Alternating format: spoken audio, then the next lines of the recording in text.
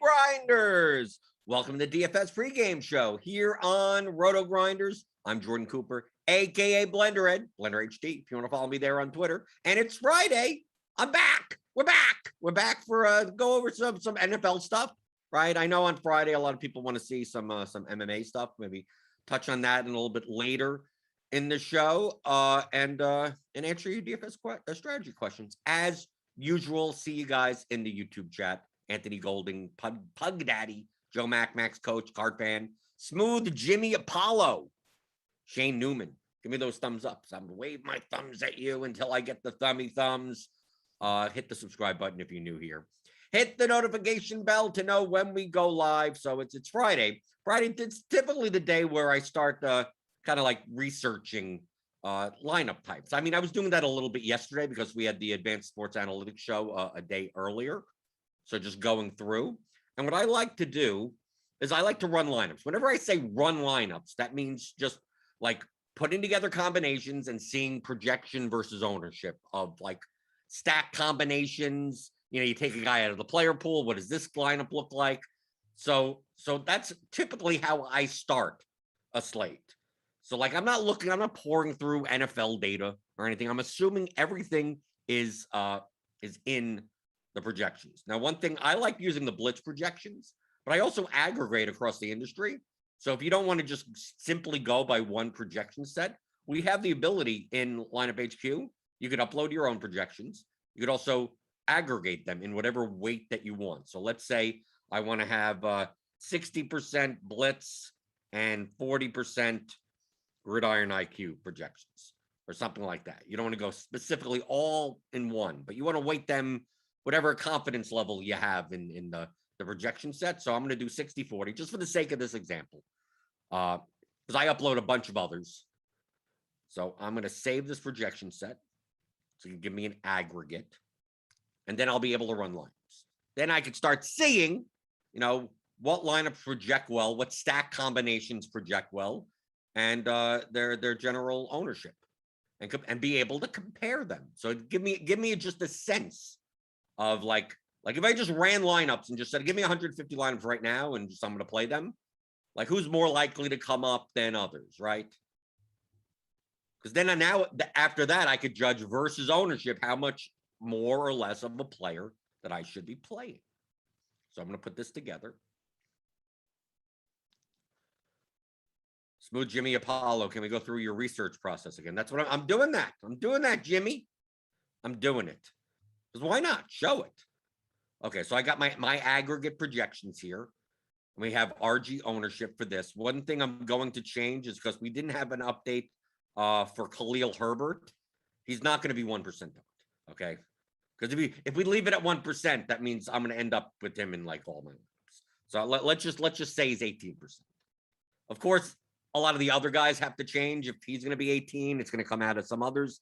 But we're not going to get into that. I'm just showing you the process. This is something you could do Sunday morning. You could do Saturday night. So I'm just putting him at 18% because he's not going to be 1% owned at 4,600 as virtually the only running back in the Bears backfield. Okay, so now I'm going to go to stacks. I'm going to go to my first go to my build rules. Make sure unique one. I'm just going to build 100 lineups. Just leave 500 on the table at most. Limit 2 players from a team that's not in the stack, just the standard stuff, right? Okay, so I'm gonna build 100 lineups, but when I set up the stack, I'm only gonna play 5% of each quarterback. There's 20 quarterbacks on the slate, right? So that's 5% each. So I could basically, I'm going to be getting an even amount. Just so I could see literally every quarterback stack. Doesn't mean I'm going to play them, but on a larger slate, maybe I still put this at 10 or whatever. The whole point is so you could see all the combinations of, like, if I wanted to stack the Texans, what does that lineup look like? I may not use that lineup. The lineup may not project well, but at least I get to see it. Okay, so I'm going to do 100 lineups like that, and then I'm going to go into the stack combinations. Okay, and I do it very broadly. So, like, quarterback with 2 of their teammates, which includes running backs, and a run back of any type, right? So a 3+1 is what I call it. 3 from one team, 1 from the other. I'm going to run 100 lineups like that. I make sure I got all my build rules just all set, just very bare basic. Yeah, we got that. So I'm going to run 100 lineups. Now, what you could do is you could also set up yourself a little worksheet here. So I made a little worksheet before the show. In fact, I added 3+2. So let's do that. Let's start with the 3+2s. I'm going to stop this. I'm going to delete that. Okay. So 3+2. I'm not necessarily sure if I'm going to be using 3+2s in large field GPPs, but 3+2s are definitely viable for smaller field. And so it's like 5 players from the same game. So I'm going to run 100 of those. 5% of each quarterback. So the quarterback controls these stacks, because you see we have to use 1 quarterback. So then I set up the worksheet, which you don't have to do, but I'm just to visualize it. So I could put in, what's the projection, what's the ownership of all the teams in that configuration. Because you may find that certain teams in certain games, like, oh, they don't project well as a 3+2 or 3+1, but as a 2+1, they're much better. That's typically because there aren't as many players in the game that project well. And then you can compare the ownership to each other. So I'm going to go through this. And we're going to fill it in. Okay. I'm going to bring this sheet to the side so you can't see it, just so I could look here. Because obviously, look, we're getting tons of Khalil Herbert. Right. So now I go to the quarterback side, and we're pretty much getting all the quarterbacks. Right. We're getting more of the games that obviously project better, and ones that, the less of ones that don't. So let's go to Joe Burrow. Okay, it's Cincinnati. Okay, so the top lineups. I'm just looking at the top lineup. So 143, for the sake of simplicity, I'm just cutting off the decimal points. Okay, for the sake of simplicity. So our top lineup for Joe Burrow in Cincinnati on a 3+2 is 143, and the ownership is 127. So I'm putting that into our spreadsheet. Then I'm going to Jared Goff. Okay, Goff on Detroit is 143, 132. Okay. Then we go to Davis Mills, 135, right? Much lower, 5, but 91 on the ownership. We go to Kirk Cousins, 136.95. So I'm putting that in. These are 3+2, 136.95. Then we go to Teddy Bridgewater, 136, 112. 36, 112. Then we go to Aaron Rodgers, 136, 135. Right, I'm assuming a lot of that ownership is based on Devontae Adams. Justin Herbert, 137, 123. 123. Sam Darnold, 137, 106. Okay, that isn't that bad, but for the ownership, it's a lower projection. Okay. Justin Fields, 137, 130.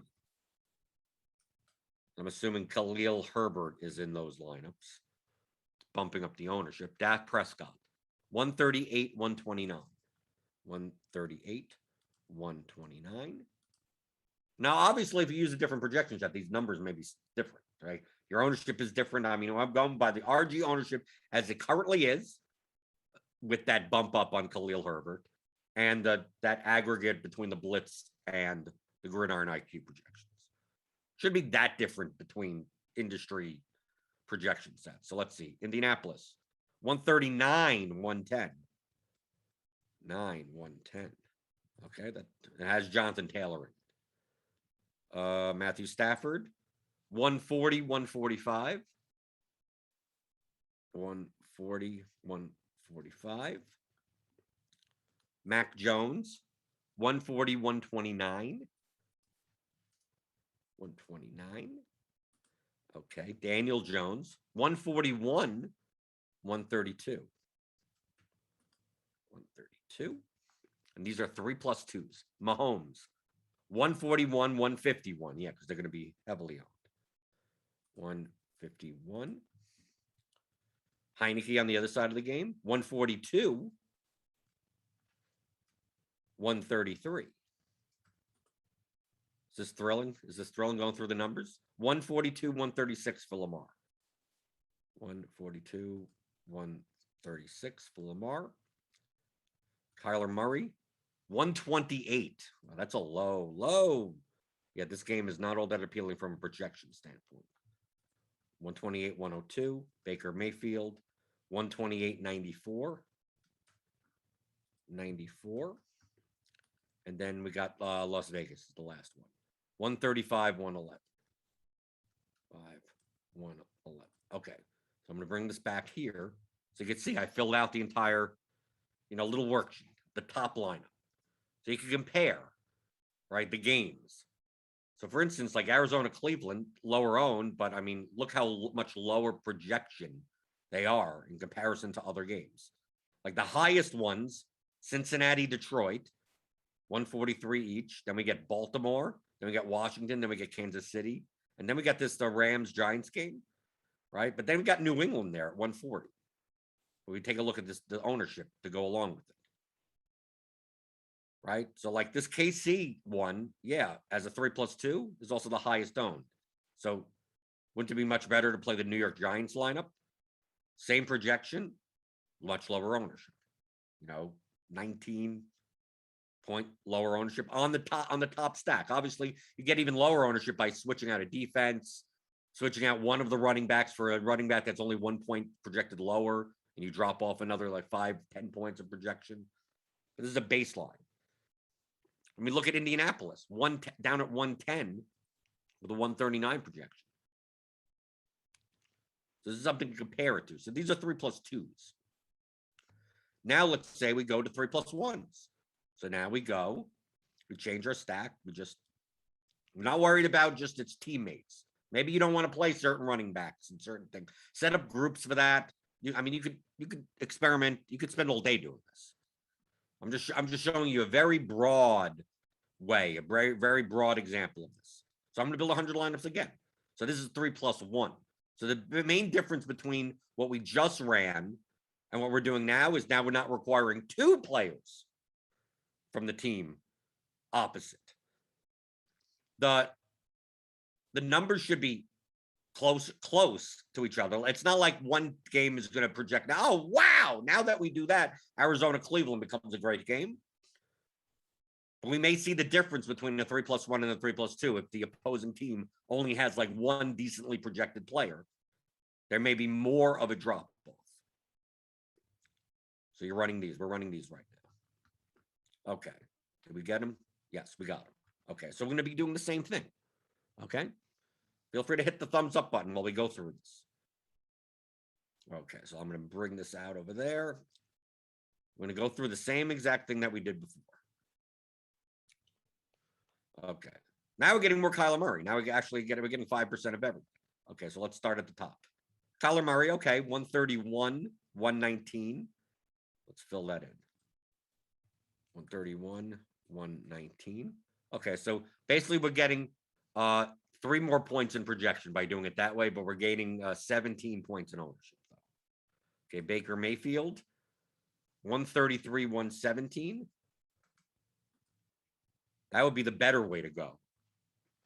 Like, well, I'll show you how you do the difference when we finish them all. So Aaron Rodgers, 137, 137, 129. 37, 129.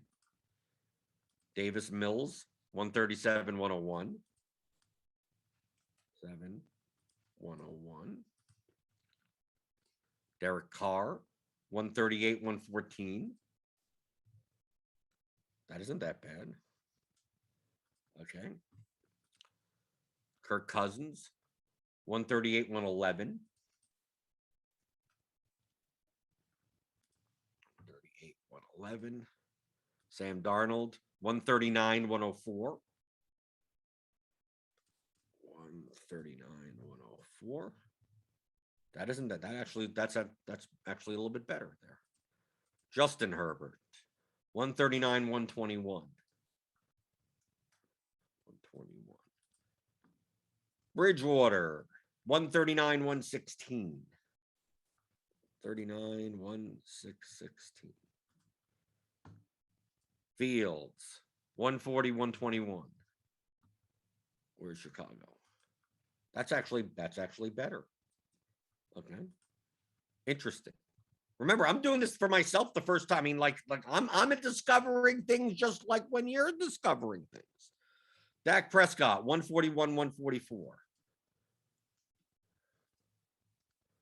141, 144. How about Daniel Jones? 141, 145.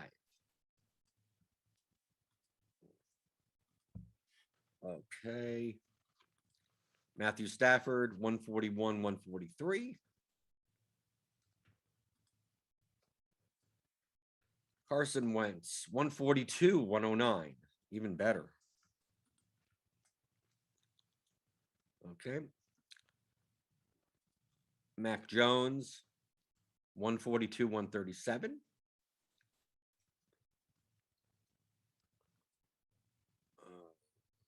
Patrick Mahomes should be the highest, 142, 142. Taylor Heineke, 143, 165. That's the highest of the bunch, ownership-wise. Goff, 143, 142. 2. Lamar, 144, 151. And the last one is Joe Burrow, 145, 152. 152. Okay, so now I'm going to bring back the spreadsheet. Okay, so in comparing the lineups 3+2 versus 3+1, we want to see which lineups the top. This is obviously just the top line are worth the projection versus the ownership, right? So we take a look at the KC. Like if you play it as a 3+2, you get 141 points at 51 ownership. Well, if you play it as a 3+1, you actually get it's better, right? You get 1 point in ownership, you get 1 point in projection, and you actually drop 9 points in ownership. So KC 3+1, based on this, just on looking at the top lineup, is better as a 3+1 and not a 3+2. It may actually be over-owned in small field as a 3+2. And we take a look at the Washington side. It's like the Washington side, you almost rather be the other way. Like what, to get another, 32 percentage points in ownership for one projection. So here, I'd much rather play the 3. If you're going to play a 3+2 in this game, I'd much rather do it from the Washington side. Okay, then we look at the Chargers. The Chargers, the 3+1 is better, right? Higher projection, lower ownership, right? Baltimore is about even, right? It's a higher projection, but the ownership is coming with it, right? 136 to 151. You're gaining 2 points in projection. You're gaining 15 points in ownership. Okay, Dallas, about the same thing. As the projection goes up, you're getting more ownership. So New England, similarly also. Arizona, similar, right? You're getting more ownership, you're getting more projection. Cleveland, you're getting a lot more projection, though. Look, Cleveland goes from 128 to 133. Yeah, it does go up another, 23 percentage points in ownership. But like, I'd much rather play it from the Cleveland side. So you could also compare the two to the sides of the game. Like in the 3+1 situation, I think I'd much rather play the KC side than the Washington side, given that it's only a 1 point projection difference, but a 23-point ownership difference. Right? The Chargers Baltimore game. Is the 5 points in projection worth the 30 points in ownership? Well, you have to decide. Right? But you could look here. Like if I'm looking to play 3+2s, so a lot of times you're not playing 3+2s most likely in large field GPPs. So like I see Angelo asking, how often do I end up playing 3+2s in small field? I do. I'm more likely to play 3+2s, 4+2s, triple stack a game. This is under 1,000 entries in the field. So I still look at them because I'm going to be playing some of the smaller spies, double spies, some of the smaller field stuff. So I want to see which teams may be fine for 3+1s, but not as good as 3+2s, and vice versa. So if I look here, like Indianapolis, like it doesn't seem like I get much from doing a 3+2, right? I go from a 3+1, which is a 142 ownership, 142 projection, to get a 3+2 that is more correlated. I'm going to give up 3 points in projection, but I'm actually going to gain 1 point in ownership. So a 3+2 from Indianapolis, I wouldn't do. Houston, about equal, right? You're giving up 2 points in projection. You're gaining 10 points in ownership. Right? Denver, you're dropping 3 points in projection and not getting that much ownership. Las Vegas, you're dropping 3 points in projection and getting not much ownership. Here, Chicago, you're dropping 3 points in ownership and projection and you're gaining ownership. Here, you're dropping 1 point in projection and gaining ownership. Carolina, you're dropping 2 points in projection and gaining ownership. Minnesota, you're dropping 2 points in projection, but you're gaining a lot more ownership. So a Minnesota 3+2, that could be a candidate. It'd be very contrarian, but a candidate. Detroit, look, I'm not dropping any projection, and I'm dropping 10 points in ownership. So there's a candidate. Cincinnati, I'm dropping 2 points in projection, but I'm also dropping like 25 points in ownership. So that may be a candidate. The Giants, look at the Giants. I'm dropping 13 points in projection, but I'm in ownership, but nothing in projection. So there's a candidate. The Rams, I'm kind of gaining ownership. It's about equal. Cleveland, is 5 points worth that much ownership? I don't know. That's a judgment call. Arizona, right? Arizona is 3 points of projection worth this 17% in ownership points? Judgment call. New England, like this is about equal. I'm dropping 2 points in projection. I'm dropping 8 points in ownership. Dallas, 3 points in projection. I'm dropping 15 points in ownership. Judgment. Baltimore, 2 points for this much. It's about equal. Chargers, I'm actually gaining. I'm gaining, right? Chargers 3+2s don't seem to be candidates. Washington, it's more likely I'll play Washington as a 3+2 than as a 3+1 based on these ownership levels, and vice versa for Kansas City. So this is what you could do. I mean, you could eyeball this yourself. You don't have to make a little chart like this, but that's the concept that you're trying to do. So this is just 3+2 versus 3+1. Okay. Now let's look at 3+1 versus 2+1. We'll skip over this 3+0. Okay. So skinny stacks. Okay. So we're going to go in and we're going to create those skinny stack with the run back type of lineups. So that would be a 2+1. So okay, here we go. Right. Quarterback, 1 teammate, and 1 opponent as a running back. Doing the same thing. I want them all. So we'll make that, and I'll go through some of the YouTube chat. Joe Clary in cash is giving up a 0.5 point of projection, but dropped 10% in lineup ownership. Smart. So you won't tie with 50 guys using the number 1 lineup HQ spits out. or just take the top projected lineup regardless of ownership.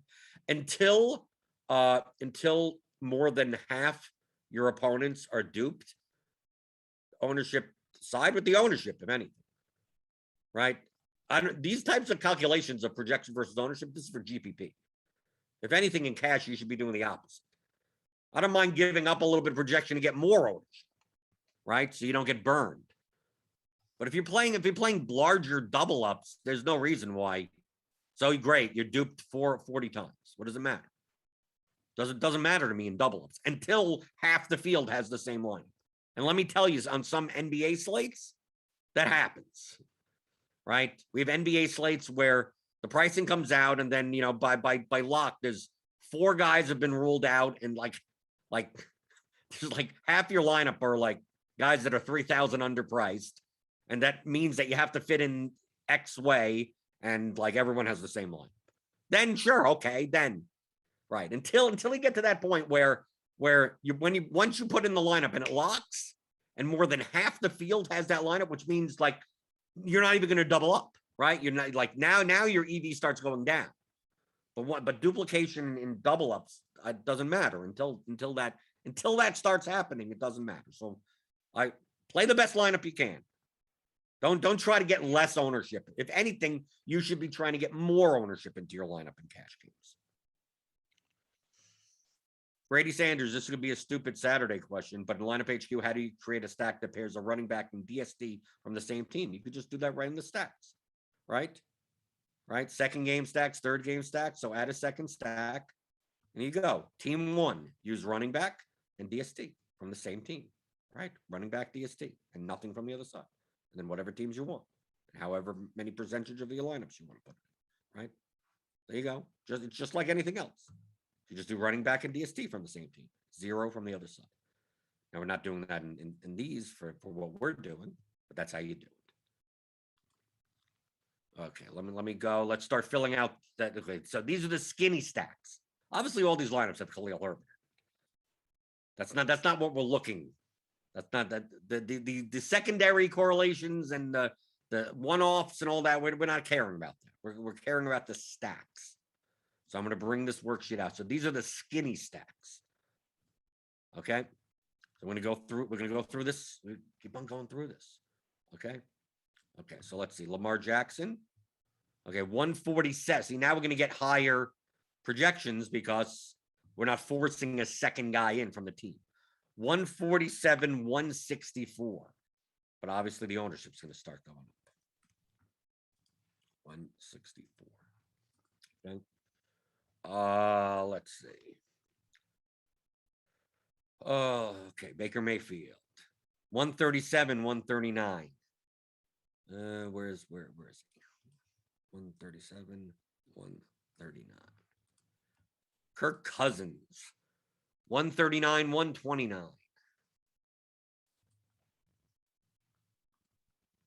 120. I'm going to get rid of these 3+0 columns, maybe. We could go over. Let me just easier if I got rid of them. Let's see. Let me move these.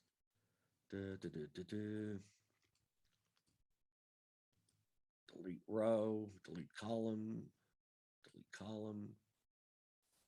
So we just don't have time to do them all. Delete column. Let me delete this column. Delete the columns. Delete the columns. Okay. So we're still going through these 2+1. So Aaron Rodgers, 139, 160 for Aaron Rodgers. 160 for Aaron Rodgers. Davis Mills, 140, 141. 141. Derek Carr, 140, 137. 37. Sam Darnold, 141, 135. 5. Okay.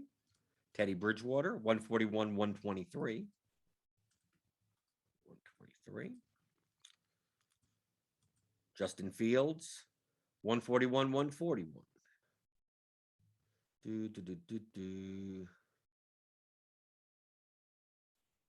Where's Chicago? 141. 141.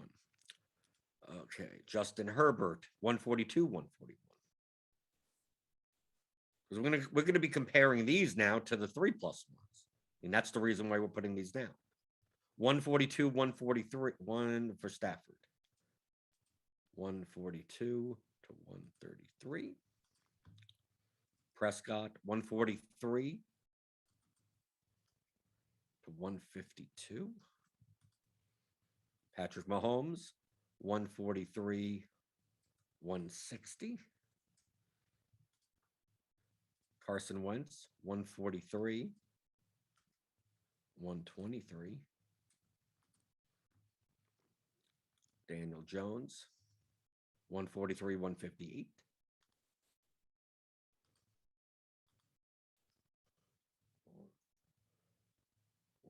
$143, 158. Pretty high owned. Mac Jones, 143. 130.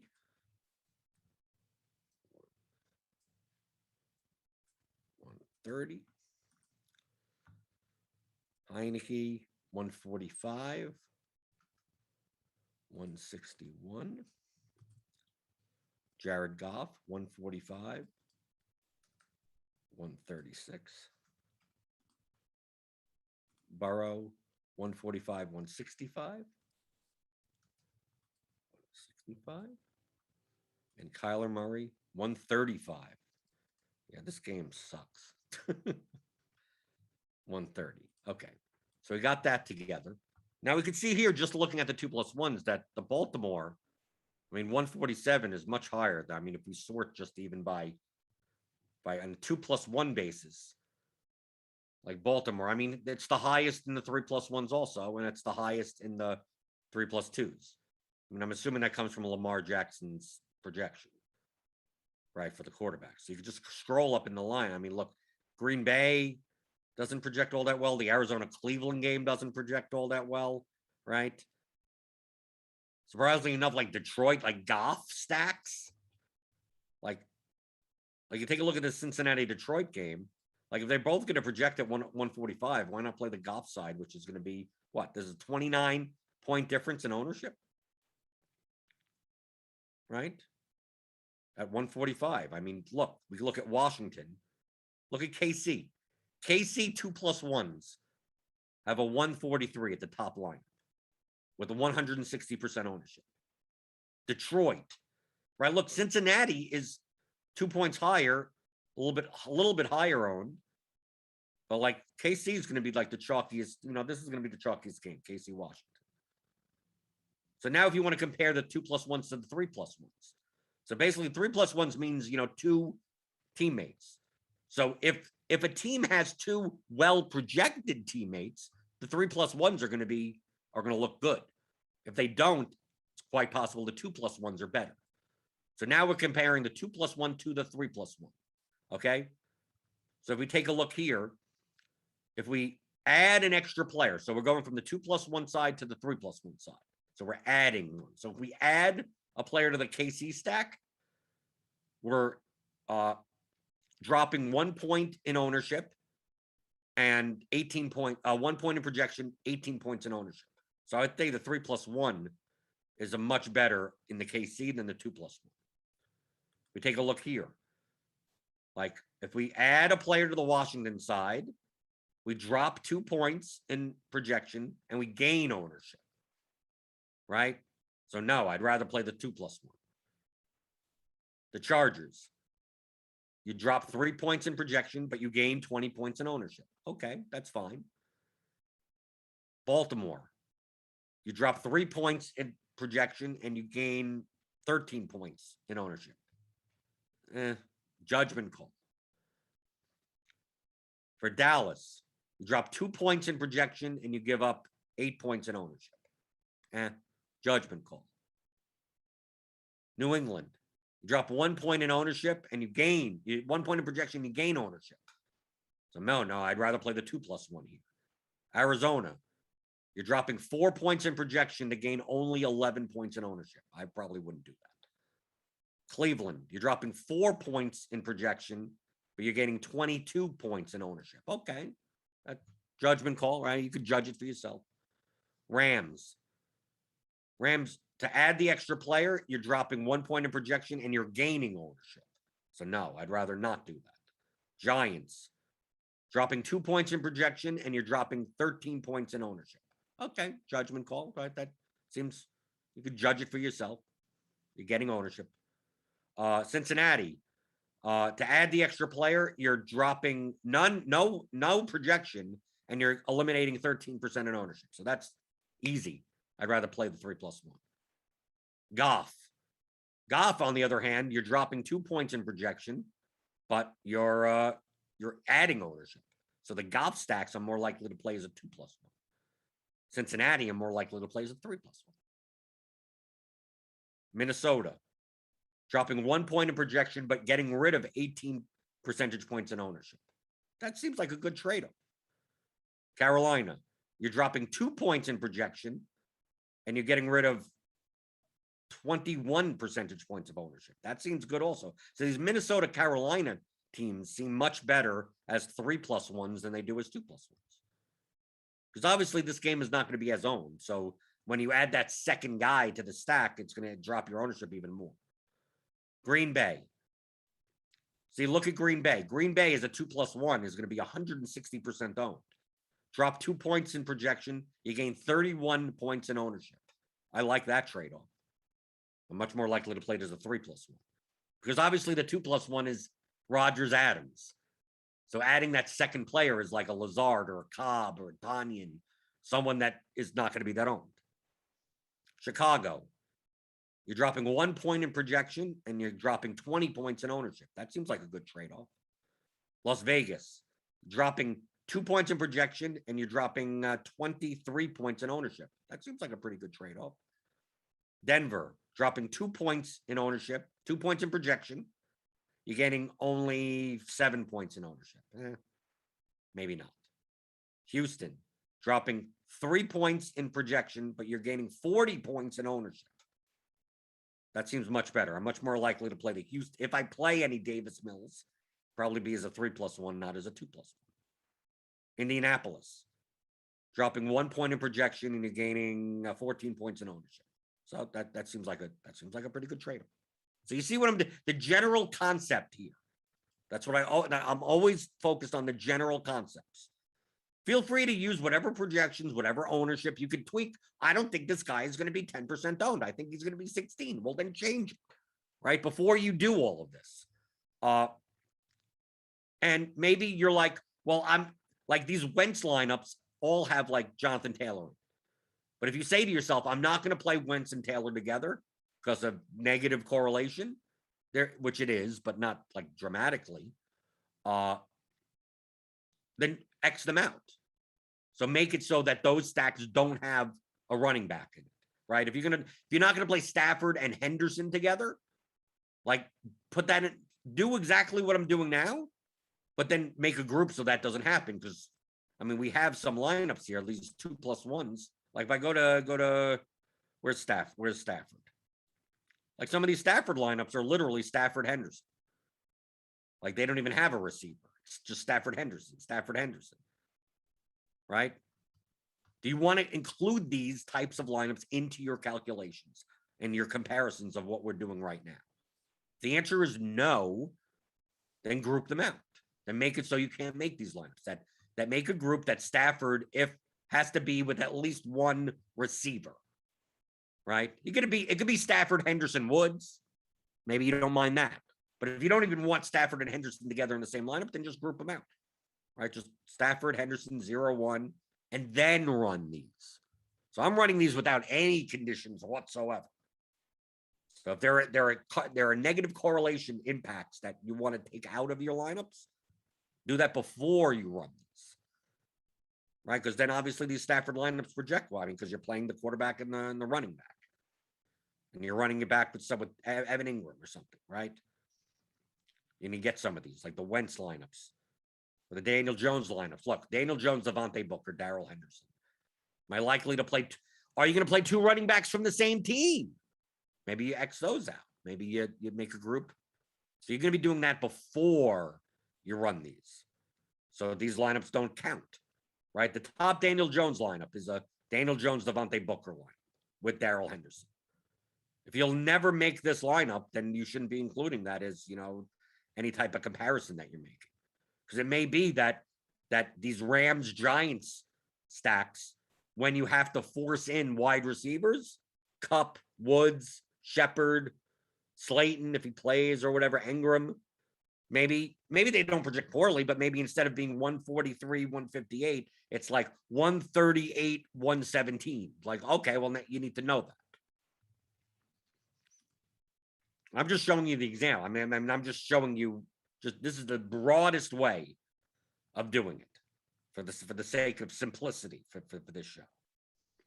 I'm not going to go through and make groups and everything right now, especially right now. We don't even know some people if they're playing or not. I have no idea. But this is the research process. To me, this is research, right? We can see clearly on this worksheet that the Arizona-Cleveland game, from a projection standpoint, and as well as an ownership, and I mean, yeah, the ownership is lower, but the projection is much lower. So if we do these 3+1s, which is a much more large field standard type of roster construction, I mean, why are you playing an Arizona 3+1 that projects for 10 points lower than some other teams that are similarly owned? Look, if you're going to play a 3+1 at 131 points in projection, at 119 percentage points in ownership, why don't you play Minnesota, Carolina? Right? Arizona versus Minnesota is a 7-point difference in projection and lower ownership. Right? You're gaining 7 points in projection and you're actually gaining 8 points in ownership. Or even the Carolina side is even better. 8 points in projection and you're gaining 15 points in ownership. So you'd look at this and go, well, I guess I'm not playing much of Arizona and Cleveland. Maybe you have one-offs. Maybe if they fit in, maybe those players get in somehow. But based on this, Kyler Murray may not, I may not have any Kyler Murray on Sunday. Right? I may more likely have Sam Darnold or Kirk Cousins. Maybe I have none of those. Maybe I end up with none of them. But this is how you can compare the stacks to each other. Rather than if you just looked at the totals, you'd go, well, Arizona Cleveland has a 49.5 total. Why aren't I playing Kyler Murray or Baker Mayfield? It's one of the higher total games. And then you'd look at Minnesota, Carolina and go, it's a 45.5 total. Why would I play that game over this game? It's like, salaries matter in DFS, right? Salaries matter, just like the Chargers. Mike Williams is 8,100. So obviously these Chargers 3+1s are going to project lower because you're not able to fit in good players in the rest of your line. That's why you have to view, this is viewing them as lineups, not players. Now you could eyeball these. You don't have to write them out like this. I could run them like I've been doing and get a sense for myself anyway. But if you need a little worksheet, here's a little worksheet. Sometimes I jot it down on a sheet of paper. A lot of times I don't make a little spreadsheet. I literally I do this process that we're doing right now, and I have a sheet, I got a sheet of paper, sheets of paper on the side to take down little notes. I'm old school, right? Rather than having to enter stuff. Because then I can make little notes and squiggles on it. Do I have a little bit of that, a little bit of this? I can make whatever notes I want. But to me, this is research. This is the research you should be doing. Because you're researching DFS. You're not researching the football games. These numbers are that they've already done it. I know I repeat myself, but there may be new people here. Anything that's already in the projections, you do not have to look at it. It's already been accounted for. And in fact, it's probably being accounted for at a better weight than you trying to do so in your head. Well, this has a good run defense and that has a blah, blah, blah. And the offensive lineman is out and the defensive, if it was predictive, whatever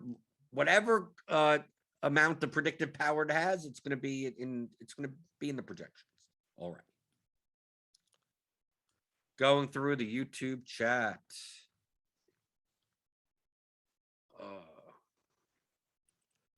Nathaniel Goss, 3+2 are just bad plays all around, even your projections show. Yeah, for large field, you see that the projection starts coming down once you start adding all this correlation. The whole point of correlation is that it helps the players that are alongside each other, but to what extent? Would you be willing to give up 20 points in projection for the sake of correlation? Probably not. But there is a line there. Where is that line? If I could get an extra player into my lineup that's correlated and I don't have to give up. I mean, we have that one we had one of those. I think with the Rams. Right? We added a player. No, the Bengals. I mean, take a look at the Bengals. Adding a player from a 2+1 to a 3+1 didn't change our projection. It lowered our ownership, and we gained correlation. So this would show that I'd rather add correlation helps your ceiling, and it adds variance to your lineup. So if I could add variance to my lineup in large field GPPs without giving up any projection, give it to me, right? There's normally a trade-off. Your goal is to figure out, how much is that trade-off worth? Is it worth 8 projection points? Probably not. Probably not. I'm saying probably. Likely isn't. But what's that line? Is it 1? Is it 2? Is it 3? There's no exact answer. I can't tell you the answer. You have to judge it for yourself. On some slates, maybe you have to do that in order to get any type of correlation. That's a very rare slate. But you can see the differences between, adding correlation to one team may be different than another team because there may be more players that project well on a given team than others. The reason why Arizona and Cleveland comes up poorly is because most of the players in that game, in comparison to other players on the slate, don't project that well. And now you're forcing multiple of them in, right? Instead of having one-offs that actually project better. Let's see. But yes, the 3+2s, you don't need the high, you don't need the nuts. So for the smaller field contest, I'm more likely to over correlate. Let me get one thing right. Let me get this game right and then fit everything else around. So in the smaller field stuff, I'm more likely, doesn't mean, hey, in small field stuff, I've played skinny stacks, 2+1. You can. You have to judge the lineups for yourself. But I'm more likely, if one game projects well and is low owned enough for, for the combination, if you want to in small field, if we take a look at here, the Cincinnati Detroit game, 143, 3+2. If you want to play Burrow, let's say you play Burrow plus Higgins plus Boyd or Chase plus Swift plus Amon-Ra St. Brown or something and play a 3+2 like that, I see no problem with that. Right? Because based on, would you rather, this 3+2 of Cincinnati Detroit projects better than the KC Washington one and is lower owned. So it's okay, so there's a can I get that game right? So let's say you could do it as Goff plus St. Brown plus Hawkinson plus Higgins plus Mixon, right? You're taking 5 guys already. You lock them in and see which ones are better. And then all you have to do is for a smaller field contest, you're trying to beat 500, 1,000 at most. So can I get the Cincinnati Detroit game right? And then you just play the best plays around them, right? And that lineup, if you could get Khalil Herbert, if you could get Darrell Henderson in, right? You get, if you could get Devontae Adams in, fine, just jam them in, and there you go. For smaller field, but that game is, unless that game goes 50-47, it's much more likely that there's going to be one-offs from other games that put up 30, 40 points. That to win a large field, 50,000, 100,000 entry contest, you're probably going to need a higher score. So 3+2s I typically reserve for smaller field contests. Angelo says, thank you. Make sure you order the Theory of DFS class from Jordan and James McCool. It's the best thing out there for improving your game, no matter what sport or contest. No, that's not a paid promotion. We didn't pay him to say that. Angelo, did you look into adding a 1+? So basically, are you looking to add in a secondary correlation in addition to the 3+2? And this is for small field. seems to make sense from the I need to get less things correct. Curious, your thoughts? Yes, as long as you're not dramatically, giving up that much projection, right? But yes, I agree with you to get less things right, to add the secondary correlation. So you put the 3+2 in, and then you put a 1+ running back, wide receiver in the flex or whatever. As long as you're not giving up a ton of projection in order to do that, right? Don't just do it just for the sake of doing it.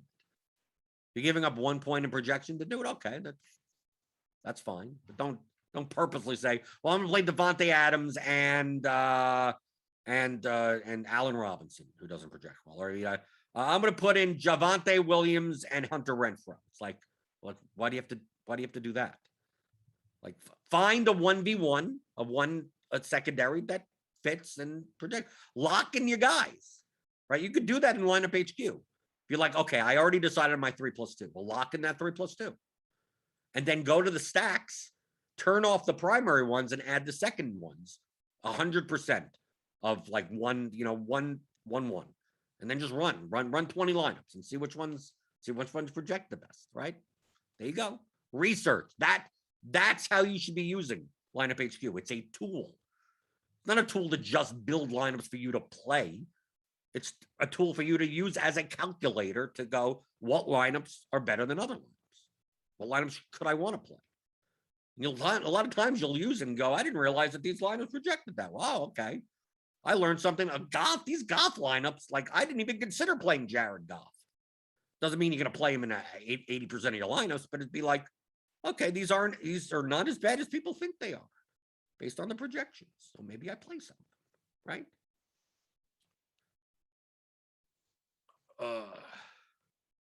Lineup HQ from Michael Dompier. Is there an easy way to tell the RG builder, for example, I want exactly 70% of my Lamar Jackson lineups to be paired with either Andrews or Marquise Brown, and 25% not with either? No, there's no way to do that now.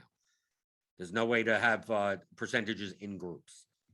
They've been working on that, but they haven't found a good way to do that without like completely borking everything. But no, there's no way to do conditionals with percentages. You'd have to say that either all of your lineups are like that or none of your lineups are like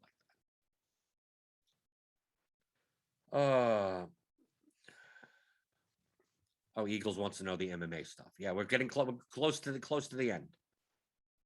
Right. Let me go through some of these questions. I'll show you the MMA stuff right after that. Joe Clary, when you pop out 150 lineups and say they're a plus EV, what metrics do you use to confirm? Example, if projection is over 130 and ownership is under 110 equals plus EV, I can't easily calculate like a poker hand. No, you can't. You'd have to simulate the contest in order to really get like the EVs. I look for a range. Like I said, I don't play to be precise.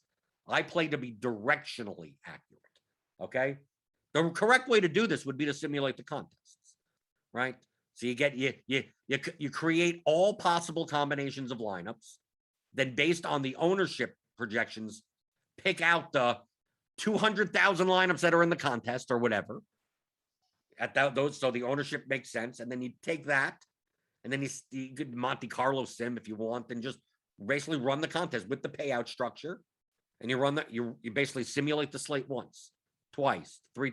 You simulate it 10,000 times, 50,000 times, 100,000 times. Then you divide whatever, each lineup comes out to whatever, and then that's the EV. That would be the expected value. That's the more proper way of doing it. But if you don't have the ability to do that, which I don't have the skill, I can do a little of that. It's just it's not good and it's not fast and I don't trust it, right? So I could do a little bit. I'm not. That's not my specialty, but I could get there directionally by looking at the range of lineups with the ownership sum or product.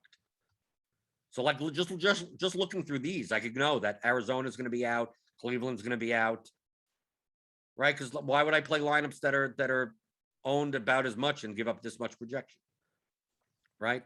I could take a look and go, like, let's say we run. I'm going to take out this 5%, right? I'm going to just do let's do it really bluntly. I'm going to cap everything at 20%, even the defenses. Like I said, this is not the way you should be doing it. But I'm just doing it very, very bluntly. Okay? And it doesn't matter what the flex exposure is. So I'm going to just build 100 lineups like this with 3+1 stacks, right? And make sure that they're wide receiver tight end. So I'm doing, so I'll go through this. And then look through the lineups and see which team stacks, which types of lineups, which types of players are in the lineups that affect the projection and affect the ownership the most. Right? So more likely, we take a look at the player pool and we go by, let's just look at wide receivers. So I'm going by RGV, which is salary adjusted plus minus. If we take a look at the differences between, like, a lot of these players right in the middle are not that dramatically different. So like Amari Cooper versus Jamar Chase, and you're gaining 10 percentage points in ownership, $700 difference. Like, it may be like Amari Cooper lineups may be over-owned. Right? Take a look here. Robert Woods lineups may be a little over-owned. Because at 6,100, there are other guys in this range that you could play. Okay, so it only made 60 lineups, whatever. But you could go through fantasy points, high and low, and look at the ownership.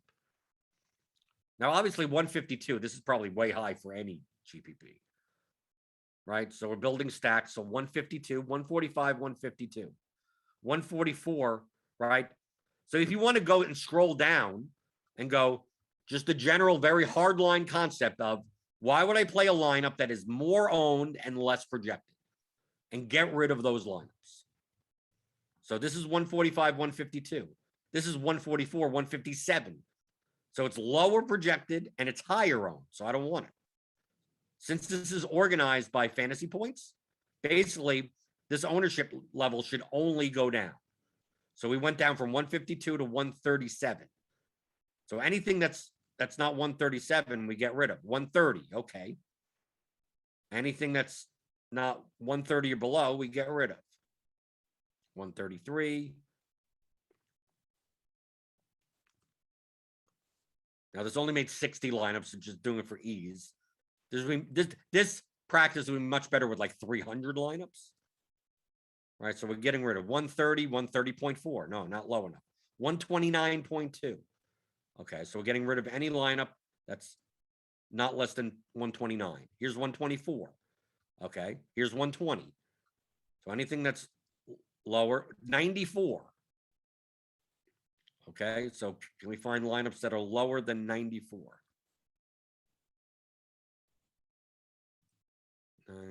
94.5. No, it's not low. It's not lower.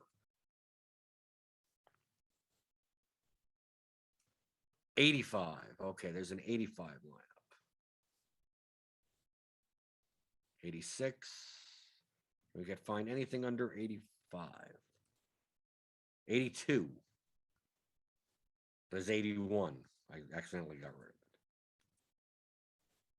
74. Okay, there's a 74. 61. I don't know if we're going to do better than 61.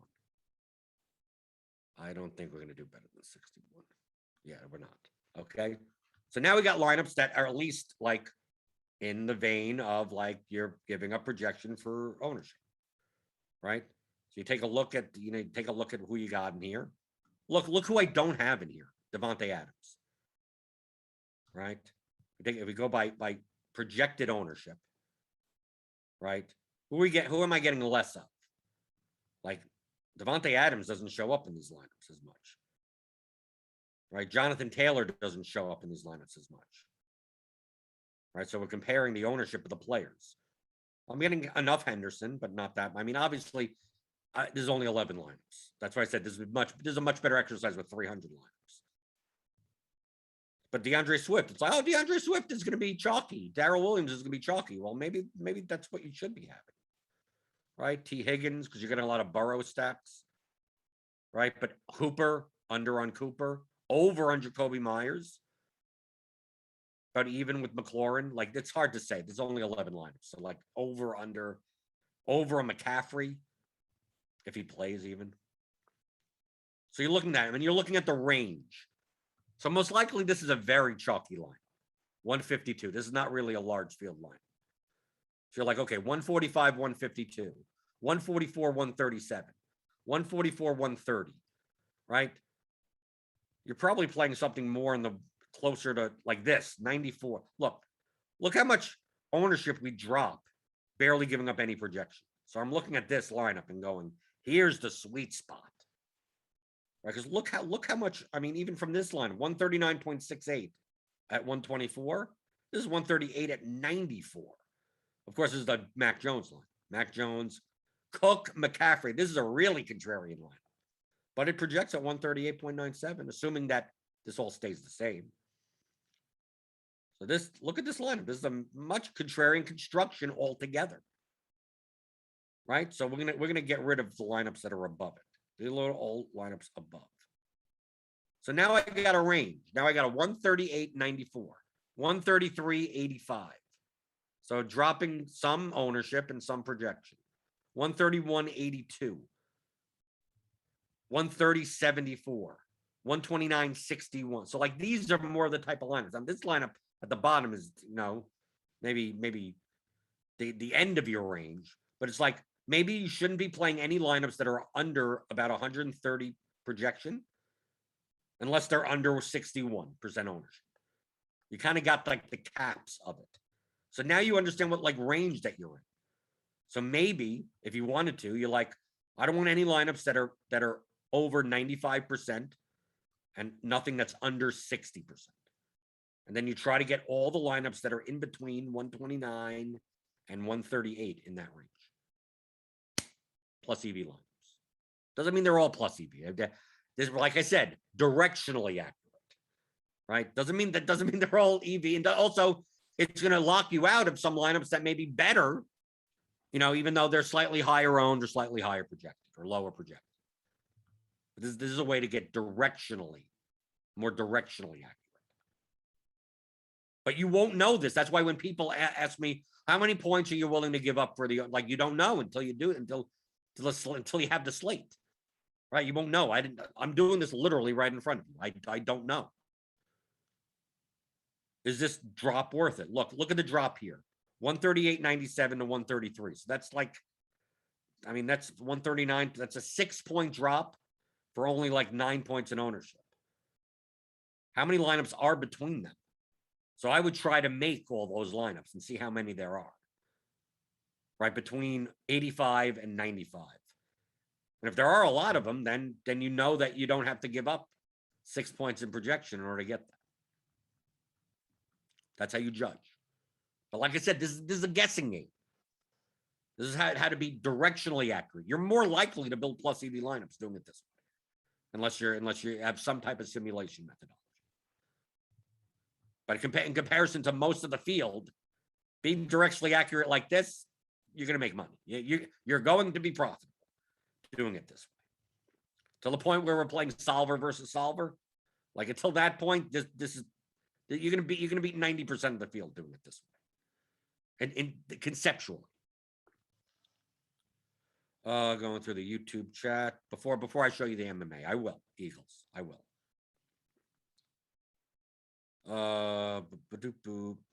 Injustice 360. If you're playing one lineup, should you forget projected points and go for the lowest ownership lineup? No. You want to go for the highest projected lineup that is the lowest owned. You know what the lowest owned lineup is? Playing all 1% players that project for nothing. Great. It projects for 17 points, but it will be the lowest owned. So you can't just go by ownership. Okay. So MMA stuff. We don't have Godinez. We don't have ownership on Godinez yet. I'm going to expect she's going to be like 38% or something owned. Based on my stuff right now, like I said, I'm not going to know the correct ownership until Godinez is, because she was just added at 9,000. So until RG and other sites add the ownership, it's going to obviously affect other players, other fighters here.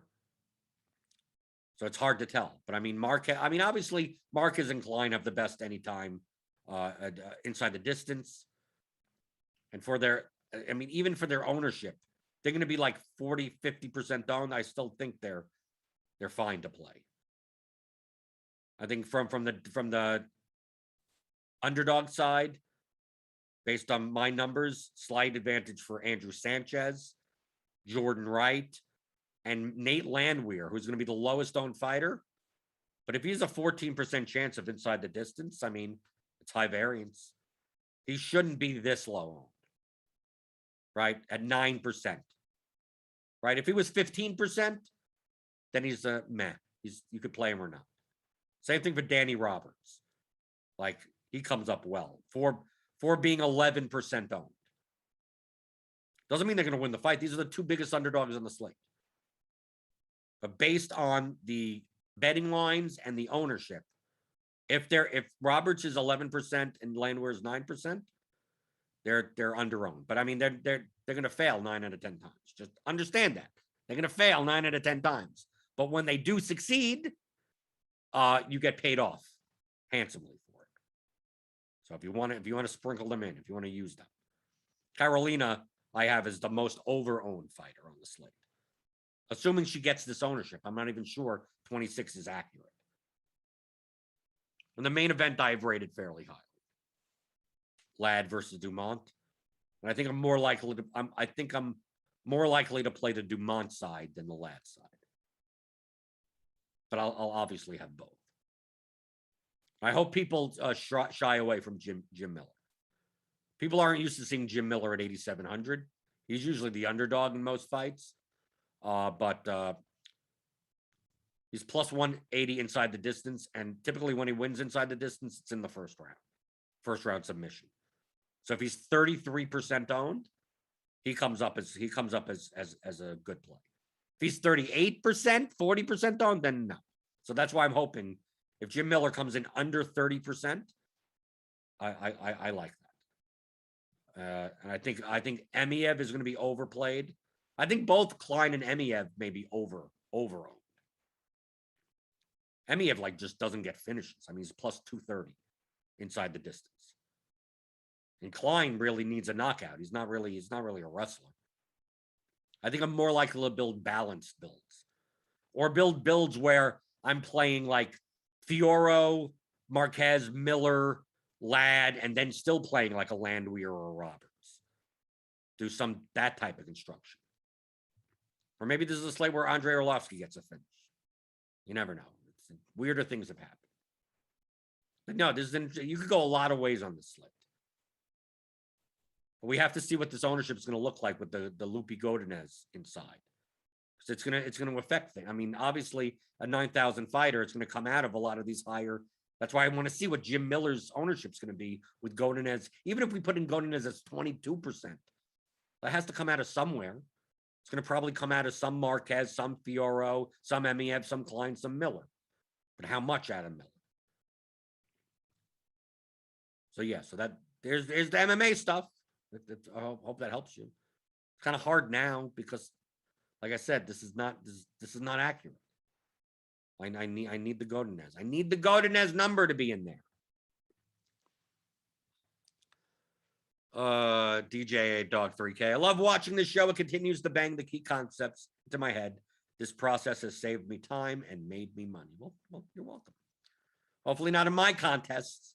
Don't take money out of my pockets. So give me a thumbs up on your way out the door. I'll wave the thumbs at you for the thummy thumbs. Hit the subscribe button. If you're new here, notification bell to know when we go live. We got tons of shows coming up. We got the 20 Take show today being recorded. Then tomorrow, we got the ownership report and the Blitz premium show. Sunday morning, there's tons of stuff going on here. Sign up for RotoGrinders premium, and you get 10% off your $10 off your first month. Click on the link in the description. And all the concepts that are related to what I'm talking about, looking at this worksheet, comparing projection versus ownership. I mean, that is the game theory of DFS. So feel free to go pick up my 15-hour audio DFS Masterclass. It explains all this type of stuff, the concepts behind it, and it applies to all sports. It's how to think like a professional DFS player. So it has all these game objectives, player selection, expected value, leverage, correlation, construction, risk management, exploits, psychology, a bunch of miscellaneous stuff. Like, all you need is this. You could listen to this multiple times and bang, just like DJA Dog says, bang the key concepts into your head. And you listen, you play. You listen, you play. You listen, you play. 6 months later, you'll look at yourself from 6 months ago and go, that guy was an idiot, right? You get better iteratively over time. That's the whole part. That was the whole purpose of me making the masterclass. Okay. Now you could watch this show and you can get tons of the concepts the same way. But if you want one, just solid 15 hours, there you go. Right. So you don't have to go and watch 300 hours, 500 hours worth of my shows. Like it's all in there. And that's how I learned how to play poker. Right. You read a book, you play. Then you read it over and then you play. You read it over and you're not going to be able to, I'm going to read a full book in 2 days and then go out and be a world-class poker player. No. Yet things takes time to see the situations, right? Every hand is going to be different. Every table is going to be different. The stack sizes, everything. So you start applying the concepts and getting better and better and better and better. So that's kind of the purpose of the masterclass, the purpose of this show. That's why I'm here. That's why I'm here for you, as always. Next week we'll be talking NBA. NBA's back, so we got some. This all, trust me, this all will apply to NBA also. We're going to be doing the same damn thing for NBA, right? You'll see, it's all the same thing, right? So I'll be answering your DFS strategy questions next week. We got James still on Mondays, and we got multiple sports going on for you to get an advantage on the DFS pregame show on RotoGrinders.com.